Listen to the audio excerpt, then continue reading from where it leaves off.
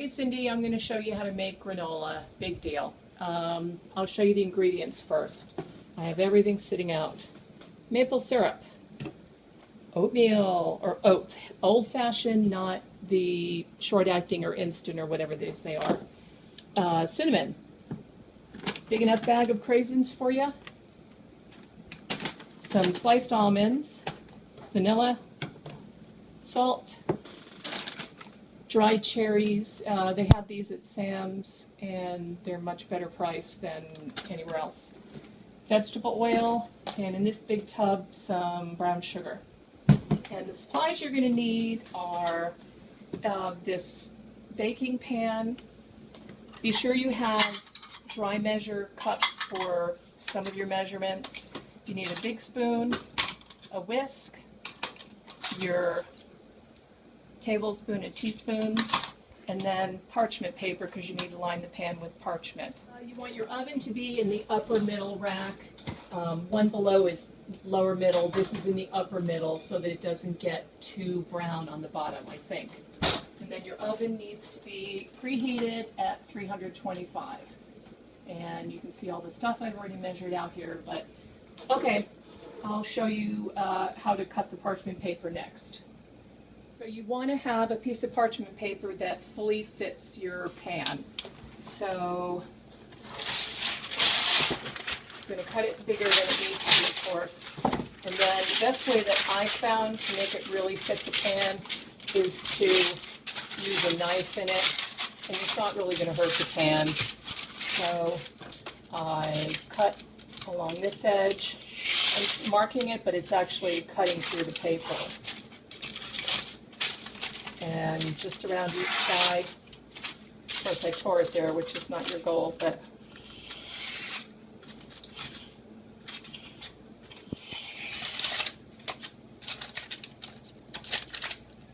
and then the last side. And then we try and take it out without messing it up too much. When you bake it, you don't want it to stick to the pan, and you don't want to use any grease on it, so that's why you cut the parchment paper that size. Okay, so it pretty much fits in there, and we'll move on to the next step. Is to put it together. The one item I forgot to tell you need is a potato masher, so that you can press down on it once you put it in the pan to spread it out. So the ingredients, I always measure them ahead of time. This is my ½ cup of oil. This is the salt, and I put a little bit of cinnamon in mine as well, which isn't in the recipe, but I put about 1/8 teaspoon. This is the 1/3 cup of solidly packed brown sugar, 1/3 cup of maple syrup, and 4 teaspoons of vanilla. I use scant teaspoons. In other words, I don't fill them right to the top, because when I did, it had too much of a vanilla flavor. And you have the recipe that I sent you, so you'll have all of the proportions. And the first thing it says to do is to whisk the maple syrup, brown sugar, vanilla, and salt in the bowl. So I'm going to put the brown sugar, the brown sugar, the maple syrup, the vanilla, and the salt with the 1/8 teaspoon of cinnamon that I add to mine. And I'm going to whisk this until it's all really well. You want everything to dissolve in the maple syrup.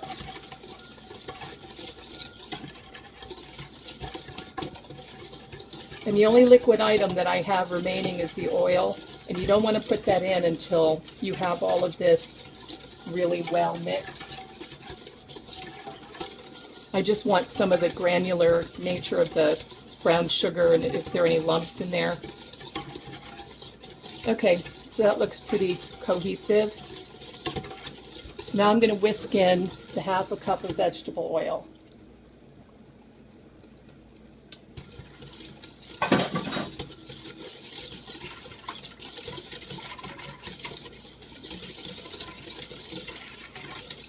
Until this one, the oil's not just sitting on top of it.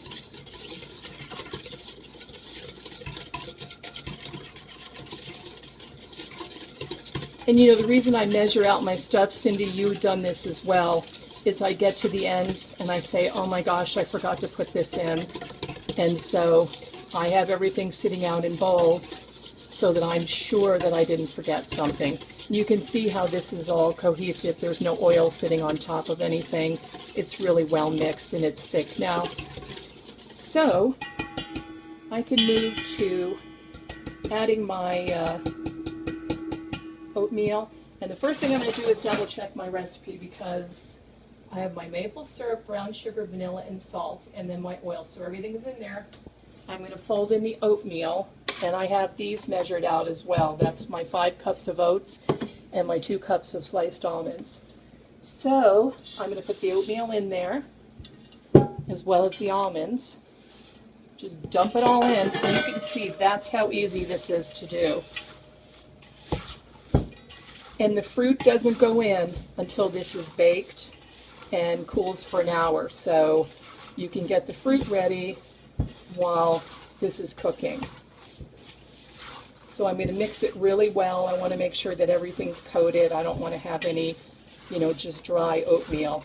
It's not going to, you know, you're not going to see too much going on here, but, you know, you'll see if you have some raw oats. I just keep mixing it and mixing it till I'm sure that most of it is coated with the stuff. And I'm just going to keep going and going with it. I may be a little neurotic about it, but we all know that about me anyway, so. And I'm still going. I don't see any down at the bottom that's not mixed in. All right, so now the big thing about this is you want to press it down in the pan. And they said on America's Test Kitchen why, but I don't remember specifically why. I think so that, you know, it doesn't burn and you have chunks instead of just, you know, the pieces like I guess the almonds won't incorporate very well with it if you don't. So you pour this on the pan.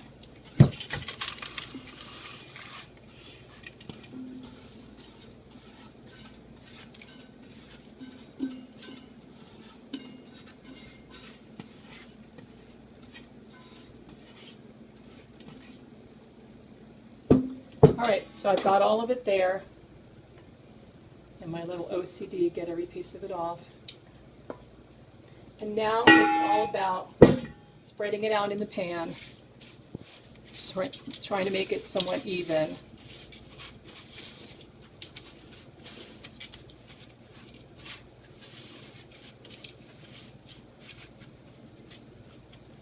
See, you can see if I guess if I just put this in and baked it, it's not one sort of cohesive thing. You've got the nuts that are just sitting on top of the oatmeal. All right, so I've got it on there. Now what I want to do is press it down firmly. All over the pan.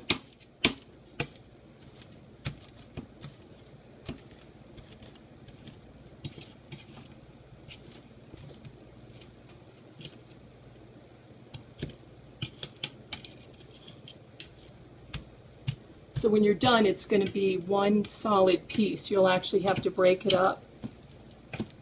And you can either crumble it so that it's, you know, it'll eventually crumble up anyway. You won't have a lot of big chunks, but at least this way you'll have some. You can hear my oven just was finished preheating, which is good timing because this is actually done. It's ready to go in the oven.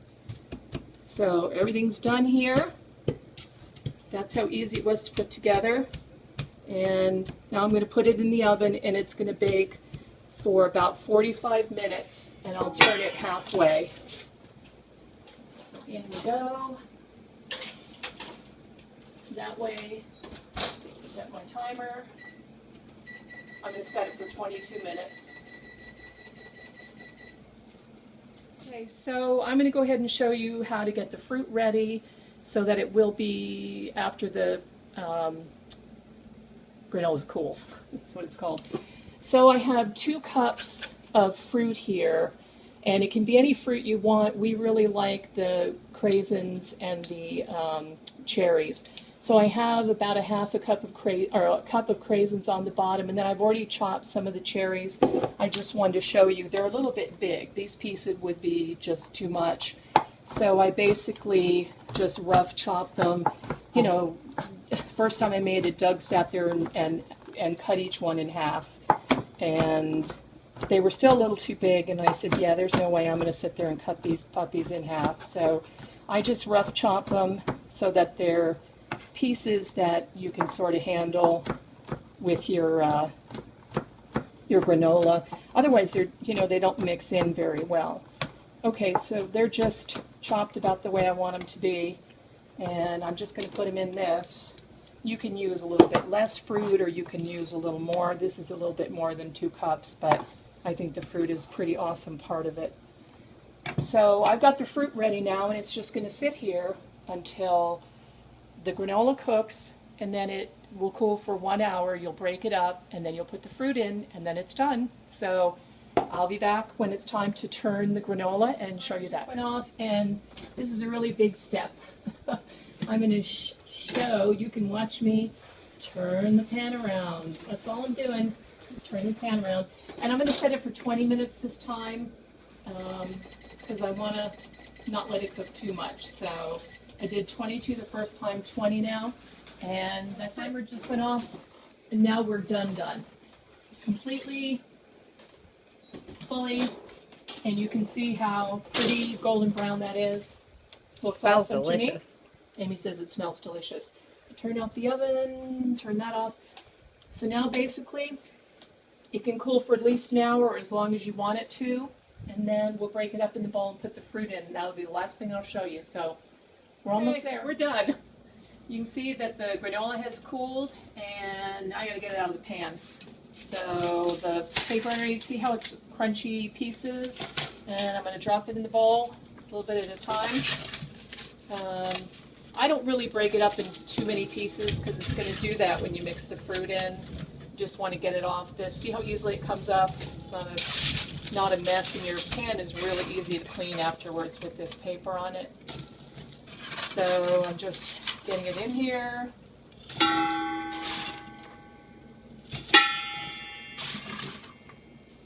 It smells really good. And it does.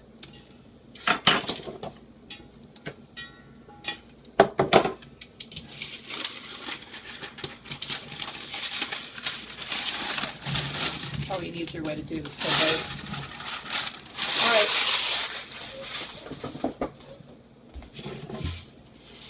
So that's the granola. Now we're going to add all this yummy fruit. 2 cups of the dried fruit. You don't have to cut the craisins. I just cut the, you can see all that beautiful fruit there. And now you just want to mix it up. And you can leave it as chunky as you want it to be. It's going to break down a little bit as time passes anyway. So that's it. That's the whole thing right there. No, there's one more part. You have to taste it. Yeah, I'll let Amy taste it. Delicious. Did you get a picture of yourself? No. She says it's delicious, so. All right. Just take my word for it. Take her word for it. All right. All right. Peace.